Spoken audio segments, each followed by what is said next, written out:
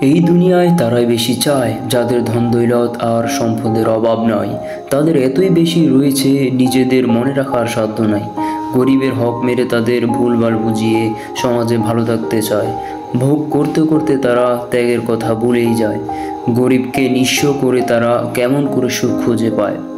আমাদের বিবেকহীন, মনুষ্যত্বহীন, হিংস্র এই সমাজ এবং রাষ্ট্রে কিছু প্রভাবশালী ব্যক্তি রয়েছে যারা তাদের আশেপাশে থাকা গরিব, অনাথ, এমনকি এতিমদের সাহায্যের হাত বাড়িয়ে দেওয়ার পরিবর্তে তাদের ধন সম্পদ আত্মসাৎ করে তাদের নিঃস্ব বানিয়ে দিচ্ছে। ফলে তারা হয়ে যাচ্ছে গৃহহীন, হয়ে পড়েছে পথের ফকির। ভোগ করতে করতে তাদের জ্ঞান, মনুষ্যত্ব সবই হারিয়ে তারা মানুষরূপী পশুতে পরিণত হয়েছে। কেউ নেই আজ অনাথের পাশে দাঁড়াবে।